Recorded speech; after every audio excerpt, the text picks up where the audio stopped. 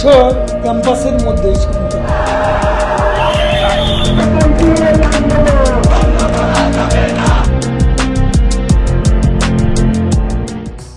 2025 সালের এই সময়টায় দাঁড়িয়ে এক বছর পেছনে তাকালে 2024 সালের 13 জুলাইয়ের দিনটিকে উপেক্ষা করা সম্ভব নয়।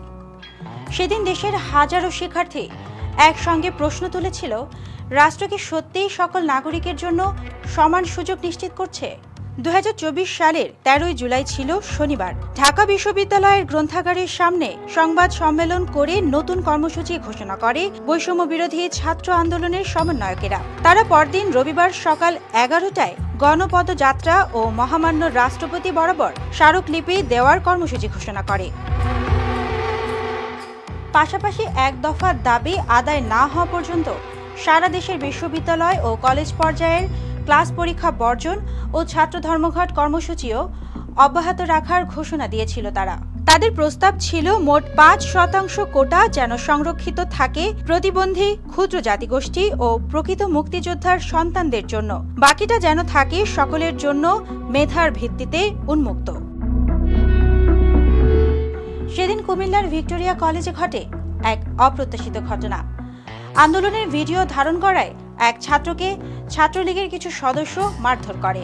তাকে শিবির সন্দেহে চিহ্নিত করা হয়।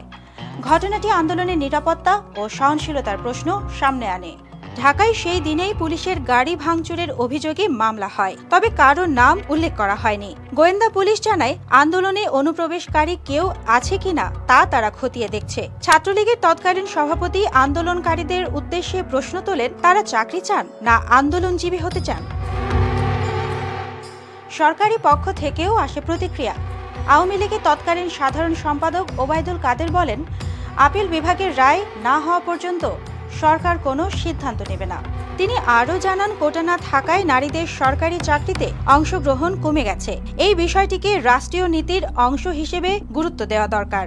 2024 সালের 13 জুলাইয়ে এই আন্দোলন দেখিয়ে দিয়েছিল, শান্তিপূর্ণ যুক্তিসঙ্গত দাবিও সমাজে আলোড়ন তুলতে পারে।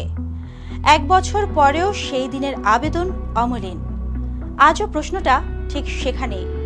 আমাদের রাষ্ট্র কি সব নাগরিকের জন্য সমান সুযোগ নিশ্চিত করতে পারছে? সুবর্ণা মেইজাবিন, দেশকাল নিউজ।